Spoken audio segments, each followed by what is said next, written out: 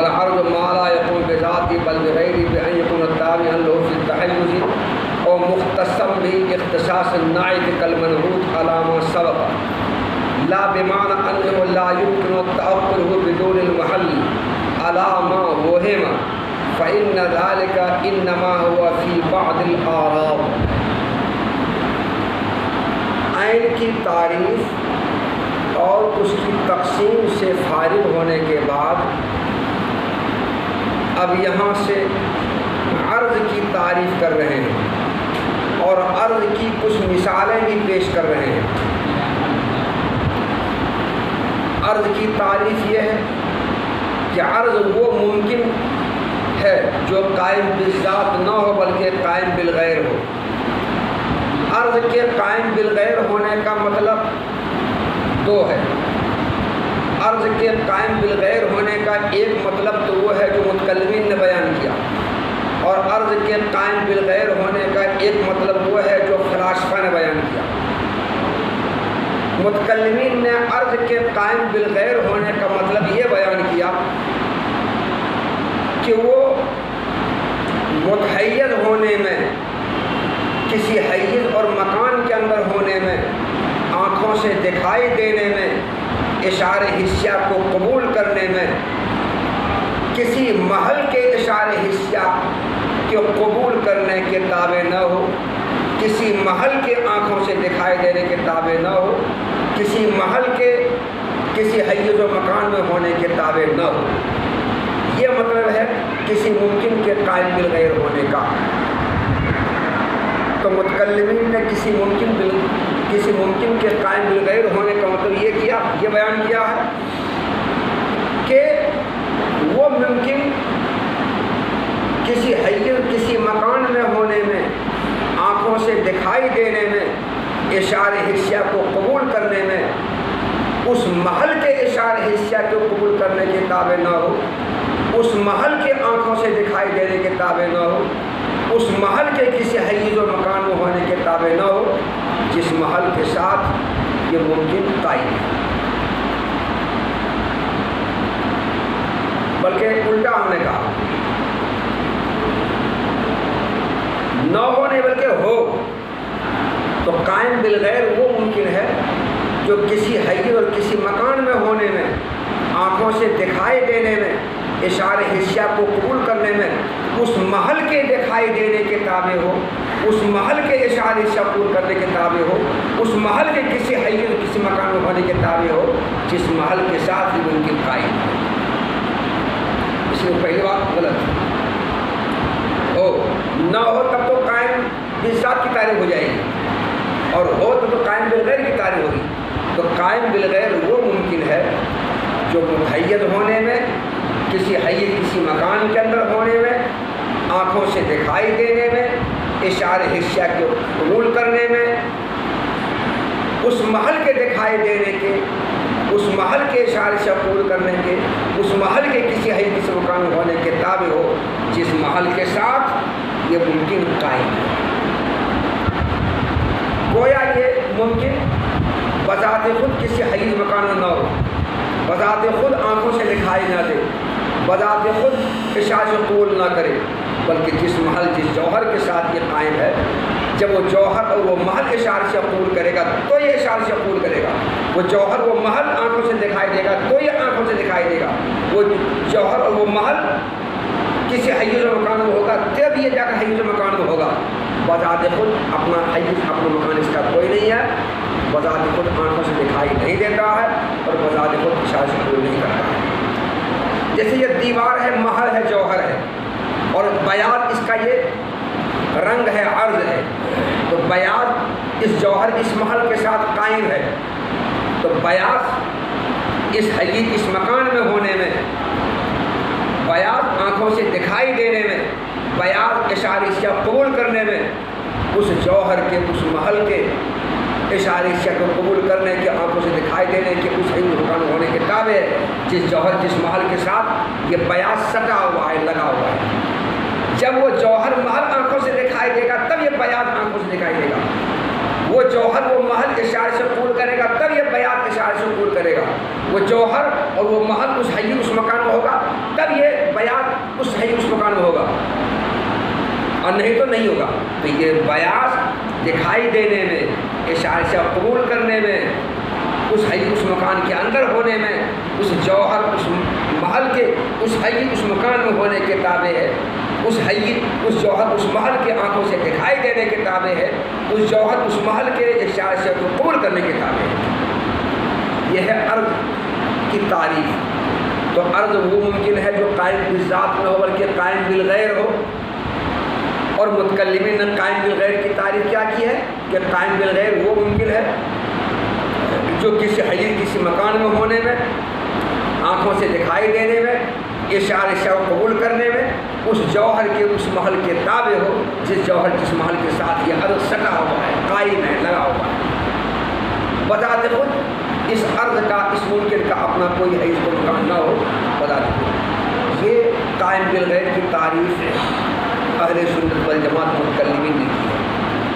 فلاسفہ نے قائم بالغیر کی تعریف کی ہے. قائم بالغیر وہ ممکن ہے جس کا کسی دوسری چیز کے ساتھ ایسا گہرا ربط ہو، گہرا تعلق ہو، جیسے کہ صفت کا موصوف کے ساتھ گہرا تعلق ہوتا ہے، نعت کا منعوت کے ساتھ جیسا گہرا تعلق ہوتا ہے، اسی طرح اس ممکن کا کسی دوسری چیز کے ساتھ ایسا گہرا تعلق ہو، ایسا گہرا ربط ہو کہ اس ممکن کا موصوف بننا اور جس کے ساتھ قائم ہے اس کی صفت اور نعت بننا ممکن ہو. جیسے کہ صفت کا موصوف کے ساتھ اتنا گہرا تعلق ہوتا ہے کہ موصوف کا منعوت اور موصوف بننا اور نعت کا صفت اور نعت بننا صحیح ہے، ویسے یہاں پر ہو. قائم بالذات کی تعریف میں متکلمین اور فلاسفہ کا اختلاف اس سے پہلے گزر چکا ہے. اسی اختلاف کی طرف کہاں اختلاف گزرا ہے؟ فالعیان ما یقول قیام بذاتہ کا جو متن ہے، اس متن کے ذیل میں قائم بالذات کی تعریف میں متکلم فلاسفہ کا اختلاف گزر چکا ہے. تو جو اختلاف وہاں قائم بالذات کی تعریف میں تھا وہی اختلاف یہاں قائم بالغیر کی تعریف میں. متکلمین کے یہاں قائم بالغیر کی تعریف وہ ہے اور فلاسفہ کے یہاں قائم بالغیر کی تعریف یہ ہے. ترجمہ دیکھو جی. اور عرض وہ ممکن ہے جو قائم بالذات نہ ہو بلکہ قائم بالغیر ہو، اس طور پر کہ یہ ممکن متحید ہونے میں اس غیر کے تابع ہو. یہ متکلم کی یہاں تعریف ہے. یا یہ ممکن کسی دوسری چیز کے ساتھ ایسا خصوصی تعلق رکھتا ہو جیسے صفت کا منعوت کے ساتھ خصوصی تعلق ہے، جیسا کہ یہ اختلاف اس سے پہلے بھی گزر چکا ہے. کہاں؟ فالآیان ما یقول ہو قیام بذاتہ کے ذیل میں اختلاف گزرا، وہ اختلاف یہاں پھر کرنا بنی.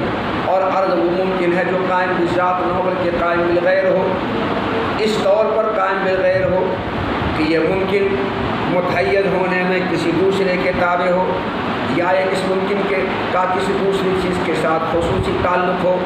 ایسا خصوصی تعلق جیسے خصوصی تعلق صفت کا منعوت کے ساتھ ہوتا ہے، جیسا کہ یہ اختلاف اس سے پہلے بھی گزر چکا ہے. لا بمعنی انہ لا یمکن التعقل بدون محل علامہ وہم. بعض لوگوں نے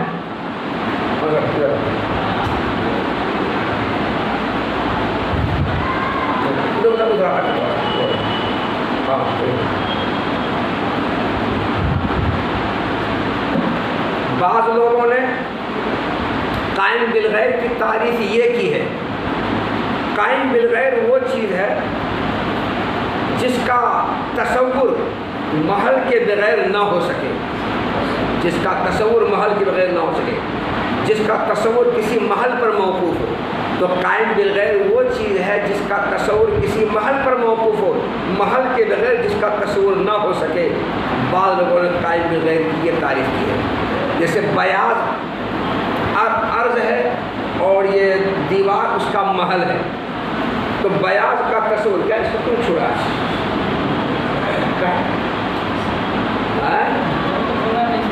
تم کو بڑا درد اس کا ہے. روئے پر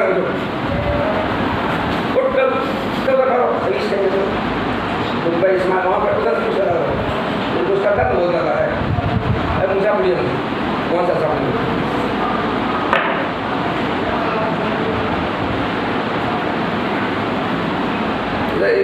ویڈیو سکتے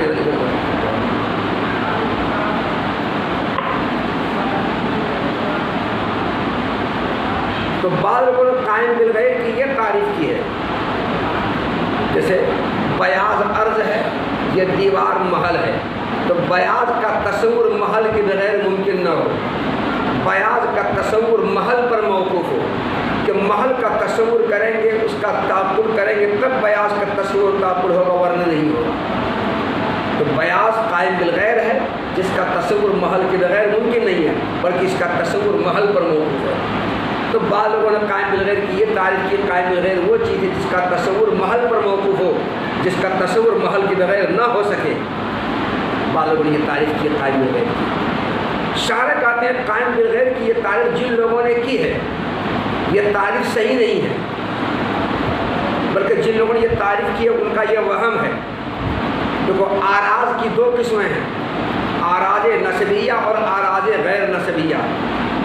مقولات عشر تم نے پڑھا ہوگا، مقولات عشر 10 ہیں، کم، کیف، متى، فعل، انفعال، وضع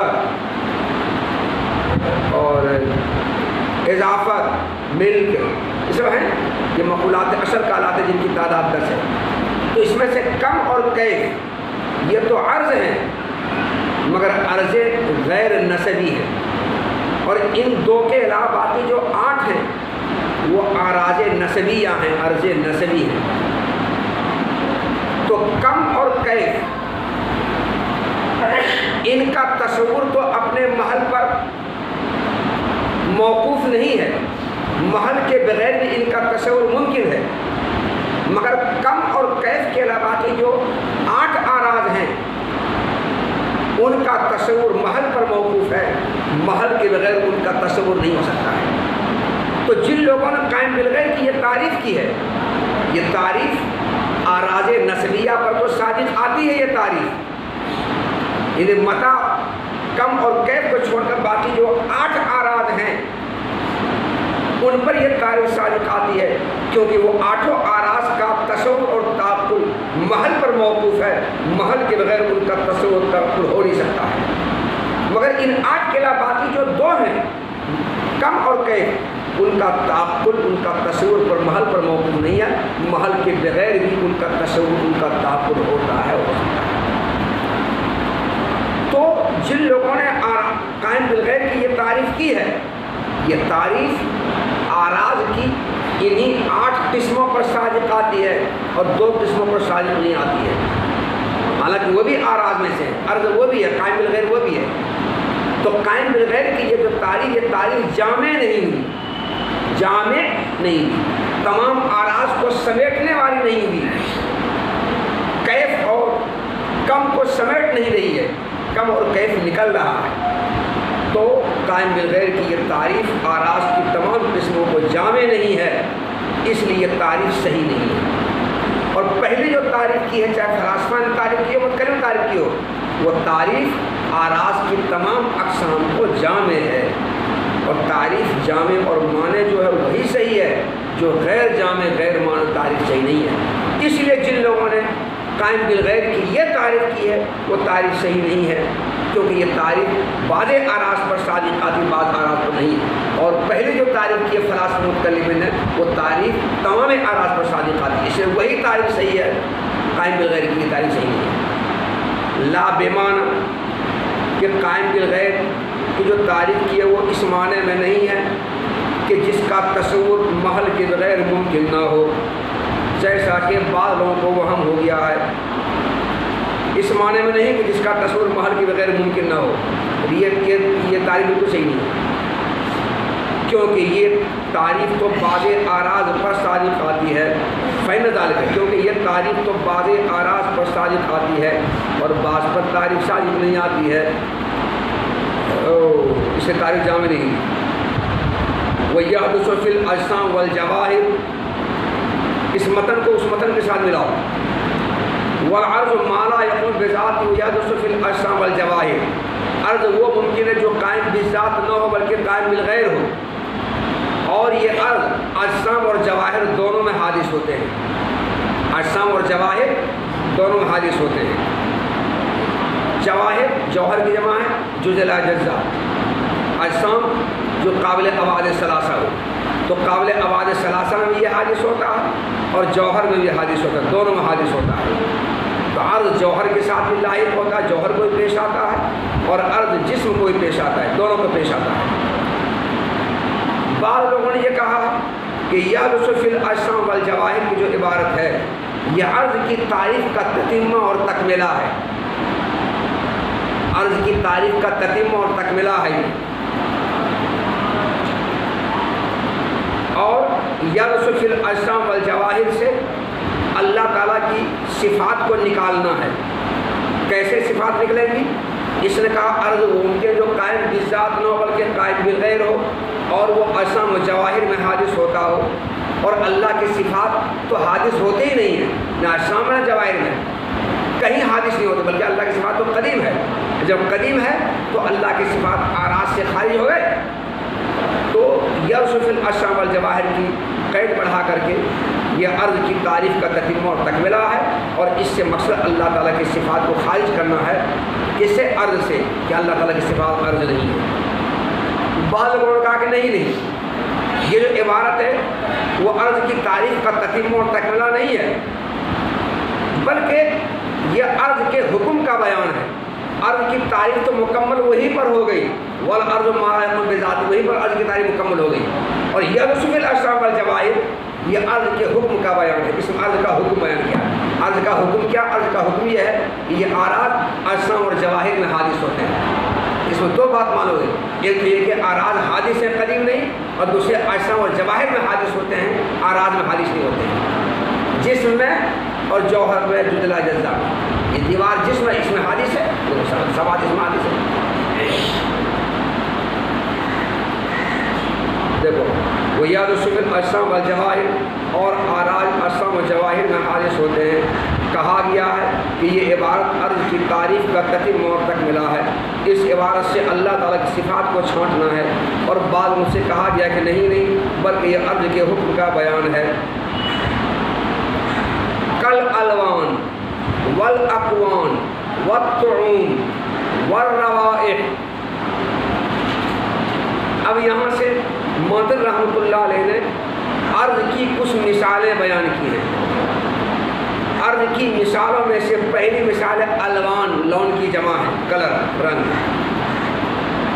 बाद लोगों ने कहा है कि अर्ज़ के बुनियादी रंग के, लौन के बुनियादी मादा, बुनियादी रंग दो ही है, एक है सवाद, दूसरा है बयान, और बाकी जितने अलवान हैं वो इन्हीं दोनों को मिलाने से बनते हैं। जैसे सवाद और बयाज दोनों को मिला दो, एक तीसरे रंग का वजूद हो जाएगा, और उस तीसरे रंग में खालिस बयाज मिला दो तो चौथे रंग का वजूद हो जाएगा, और उसी तीसरे रंग में खालिस सवाद मिला दो तो पांचवें रंग का वजूद हो जाएगा। इसी तरह से मिलाते जाओ और रंग बनता जाएगा, मिलाते जाओ रंग बनता जाएगा, मिलाते जाओ रंग बनता जाएगा, मिलाते जाओ रंग बनता जाएगा। अलवान की कितनी किस्में हैं? कोई भागलपुर शहर का रहने वाला है या गोगरी का, तो वो बता सकता है कि अलवान के कितने रंग होते हैं, वो तो हम भी नहीं जानते। कुछ लोगों ने कहा कि बुनियादी रंग 5 हैं, सवाद बयाज 2, हुमरत खुजरत सुफरत, ये 3 2 5, जो करना करो ना, ये 5 हो गए। बुनियादी रंग यही 5 हैं, और बाकी जितने रंग हैं उन्हीं 5 को मिलाने से बनते हैं। बहरहाल चाहे 5 हो, 6 हो, 10 हो, 100 हो, 50, जितने रंग हैं, ये रंग सब के सब आराज में से हैं, कायम बिलगैर हैं, और ये मुमकिन है, और ये अजसाम व जवाहिर में हादिस होते हैं। ये हादिस है, कदीम नहीं है। ये अर्ज़ की मिसाल जैसे रंग है, और बुनियादी रंग कहा गया है सवाद और बयाज है, और कहा गया है कि उन दोनों के अलावा हुमरत खुजरत और सुफरत भी है, और बाकी जितने अलवान हैं इन्हीं सबको आपस में मिलाने से बनते हैं। बवाकी की तरकीब का बदल, या तो 2 को मिलाने से बनते हैं या 5 को मिलाने से बनते हैं। अर्ज़ की एक मिसाल तो कौन हो गई? अलवान, यह अर्ज़ की मिसाल है। अर्ज़ की दूसरी मिसाल है वल अक़वान। वल अक़वान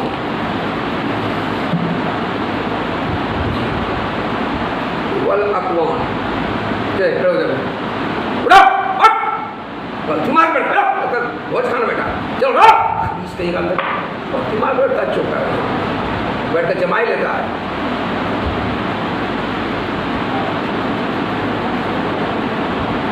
अकवान, अकवान कौन की जमा है? कौन के मना वजूद हुसूल, कौन मना वजूद हुसूल, ये कौन के माने हैं। कौन की कई किस्में हैं, उसकी एक किस्म का नाम इज्तिमा है, दूसरी किस्म का नाम इफ्तिराक है, तीसरी किस्म का नाम हरकत है, चौथी किस्म का नाम सुकून है। ये चारों कौन की किस्में हैं। तो कौन के माने वजूद और हुसूल, किसी चीज़ का किसी चीज़ में मौजूद, किसी चीज़ का किसी जगह मौजूद होना, ये कौन कहलाता है। काना यकून हुसूल। कौन की चार किस्मों में से चारों की तारीफ हम कर रहे हैं। इज्तिमा, किसी चीज़ का इस तौर पर मौजूद होना, अगर किसी दो चीज़ों का इस तौर पर कौन और हुसूल कि उन दोनों के बीच में कोई तीसरी चीज़ दाखिल ना हो सके, इसका नाम इज्तिमा है। क्या इसका नाम है? दो चीज़ों का इस तौर पर कौन और वजूद और हुसूल कि उन दोनों के बीच में कोई तीसरी चीज़ दाखिल ना हो सके, इसका नाम क्या है? इज्तिमा। इन दो चीज़ों का इस तौर पर कौन और वजूद और हुसूल कि इसके बीच में कोई तीसरी चीज़ दाखिल ना हो सके, यह इज्तिमा हो गया। और दो चीज़ों का इस तौर पर कौन और वजूद और हुसूल कि दोनों के बीच में कोई तीसरी चीज़ दाखिल हो जाए, इसका नाम इफ्तिराक। इसका नाम, एक चूंटी भी बीच में दाखिल हो गई तो इज्तिमा नहीं रहा, इफ्तिराक हो गया। और कोई चीज़ दाखिल नहीं हो सकती है तब वो इज्तिमा होगा। ये इज्तिमा और इफ्तिराक की तारीफ हुई। अब हरकत की तारीफ। हरकत, किसी चीज़ का एक वक्त एक आन में किसी एक हैयत और एक मकान में कौन और वजूद हुसूल, और उसी चीज़ का दूसरे आन में दूसरे वक्त में दूसरी हैयत दूसरे मकान में कौन और वजूद हुसूल, इसका नाम है हरकत। इसका नाम हरकत। जैसे 9:46 पर इसका कौन वजूद हुसूल यहाँ पर है, और 9:47 पर इस शय का कौन वजूद हुसूल यहाँ पर है। तो एक चीज़ का कौन वजूद हुसूल एक आन में एक वक्त में इस मकान में था, और दूसरे आन और दूसरे वक्त में इसी शय का कौन वजूद हुसूल यहाँ पर हो गया, इसका नाम क्या? हरकत है। वह यहाँ से हरकत करके यहाँ आ गई, यह हरकत की तारीफ हो गई। तो गोया हरकत में दो कौन होते हैं, कौने साबित, कौने लाहिक। दो आन होते हैं, आने साबित, आने लाहिक। दो मकान होते हैं, आने साबित, मकाने साबित, मकाने लाहिक। तो हरकत में दो कौन होते हैं, दो मकान होते हैं, दो आन होते हैं। इसीलिए मुतकल्लिमीन ने हरकत की तारीफ की है। अल हरकतो है या कौनाने, दो कौन हो गए, फी आनैने, दो आन हो गए, फी मकानैने, दो मकान हो गए।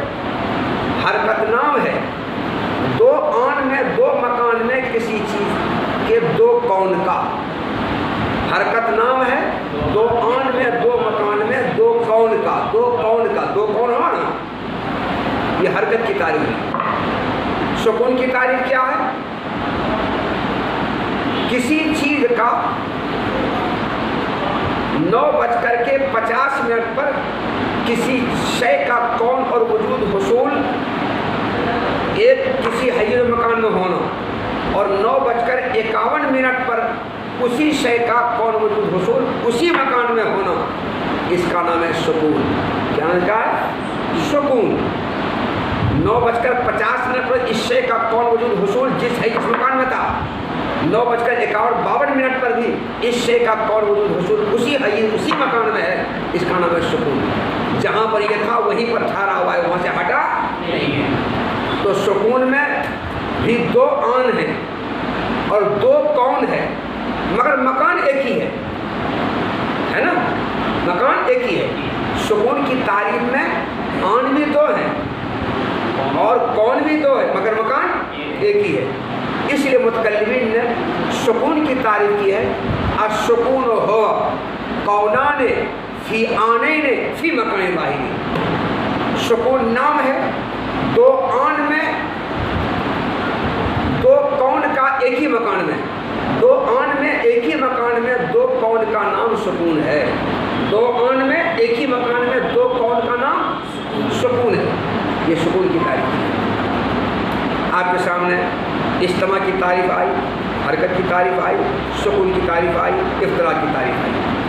حرکت اور سکون کی جو تعریف ہم نے کی ہے، اس تعریف کی روح سے حرکت اور سکون ہیں تو یہ دونوں متضاد، مگر دونوں وجودی ہے۔ کیا یہ دونوں وجودی ہے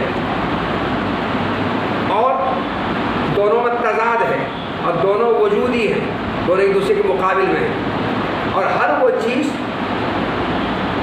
اور ہر وہ دو چیز کے جن کے درمیان تضاد ہو اور دونوں کے دونوں وجودی ہوں، ان میں تقابل جو ہوتا ہے وہ تقابل تضاد کہلاتا ہے۔ کیا کہلاتا ہے؟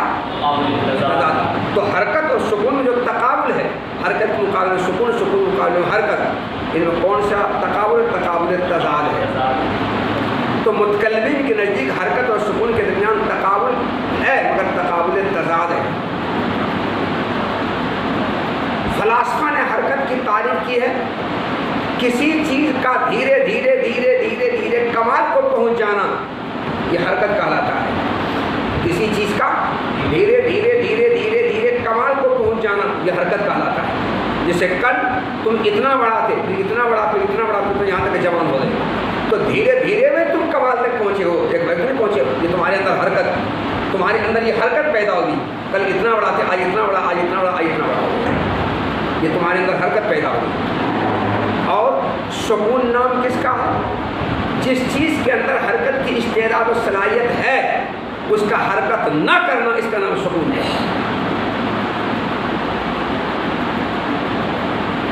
تو حرکت کی تعریف کسی چیز کا دھیرے دھیرے دھیرے دھیرے الاصل تدریج کمال کو پہنچنا، یہ حرکت کہلاتا ہے۔ اور جس چیز کے اندر حرکت کی استعداد صلاحیت ہے، اس کا حرکت نہ کرنا، یہ سکون کہلاتا ہے۔ تو فلاسفہ کے نزدیک حرکت اور سکون، حرکت وجودی ہے اور سکون عدمی ہے، کیونکہ سکون کی تعریف میں عدم کا لفظ آیا ہے اور حرکت کی تعریف وجود کا لفظ آیا ہے۔ تو حرکت وجودی ہے اور سکون عدمی ہے، اور دونوں میں تضاد اور تقابل ہے۔ اور جن دو چیزوں کے درمیان تقابل ہو اور ایک وجودی اور ایک عدمی ہو، ان دونوں کے درمیان تقابل جو ہوتا ہے وہ تقابل عدم و ملکہ کہلاتا ہے۔ اس لیے فلاسفہ کے لیے حرکت سکون کے درمیان تقابل ہے، مگر تقابل عدم و ملکہ ہے، تقابل عدم ملکہ ہے۔ تو آپ کے سامنے عرض کی دوسری مثال میں اکوان کو پیش کیا گیا۔ اکوان کی چار قسمیں، اجتماع، افتراق، حرکت، سکون، ان چاروں کی تعریف آپ کے سامنے وستار سے آئی۔ اور عرض کی دوسری مثال اکوان ہے، اور اکوان اجتماع ہے، افتراق ہے اور حرکت ہے اور سکون ہے۔ والطعوم وانواعها تسعة وهي المرارة والحركة والمروءة والعفوسة والحموزة والقبض والحلاوة والدسومة والتفاوت ثم يصبح حسب التركيب انواع لا تحصى۔ اعراض کی تیسری قسم ذائقہ ہے۔ شارح کہتے ہیں ذائقے کے اقسام 9 ہیں۔ کون 9 ہیں؟ مرارت، کڑواہٹ، نیم کی جیسی کڑواہٹ کو مرارت کہا جاتا ہے۔ نیم کھایا کبھی؟ نیم کی کڑواہٹ کیسی ہوتی ہے؟ اس کو مرارت کہا جاتا ہے۔ حرقہ معنی تیزی، مرچ کی جو تیزی ہوتی ہے اس کو حرقہ کہا جاتا ہے۔ ملوحت میں نمکینیت، افوست کے معنی کسا پن، جیسے کچا کیلا کھاؤ، کچا امرود کھاؤ، کچا امرود بالکل، اور کچا امرود کچا کیلا، ان دونوں کساپن ہوتا ہے۔ حموزت منا کھٹاپن اور قبض منا کسیلاپن۔ عفوست کساپن، قبض کسیلاپن، دونوں ایک ہی چیز ہے۔ کچا کیلا اور کچا امرود کھانے میں زبان سکڑنے لگتی ہے، جیسے زبان کھائے لگتا ہے زبان سکڑ جائے گی، مگر دونوں فرق بعض لوگوں نے کیا ہے کہ زبان کا ظاہر و باطن دونوں کا سکڑنے کو قبض کہا جاتا ہے، اور صرف ظاہر کے سکڑنے کو عفوست کہا جاتا ہے۔ اور یہ کس ذائقے سے ہوتا ہے؟ کساپن یا کسیلاپن سے۔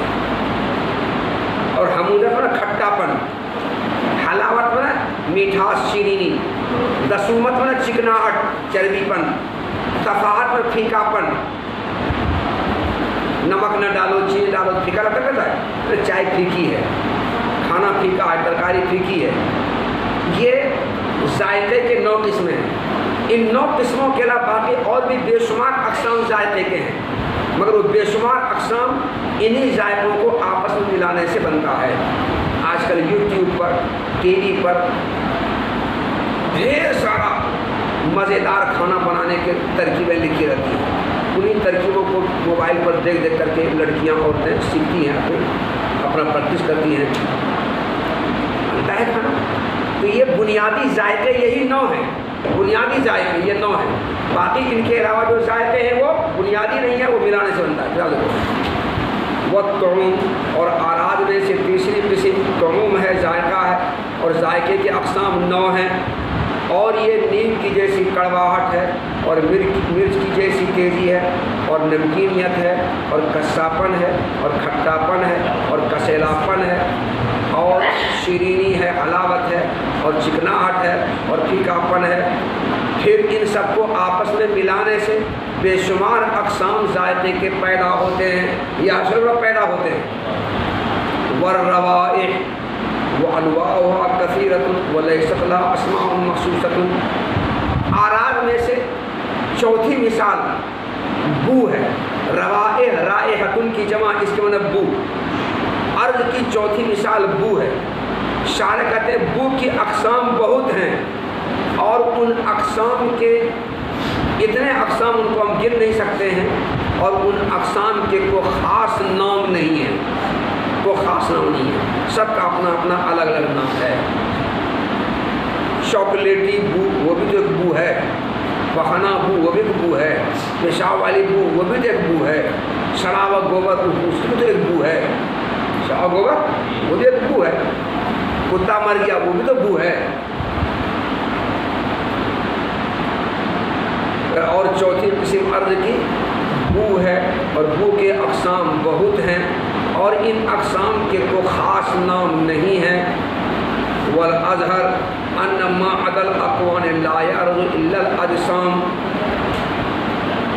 شارح اس عبارت سے کہتے ہیں کہ اقوان کے علاوہ جتنے اعراض ہیں، اقوان کے علاوہ کون کون اعراض ہیں؟ روائح، اقوان کے علاوہ روائح، الوان، طعوم، یہ نا اقوان کے علاوہ ہوا۔ تو اقوان کے علاوہ یہ 3 جو اعراض ہیں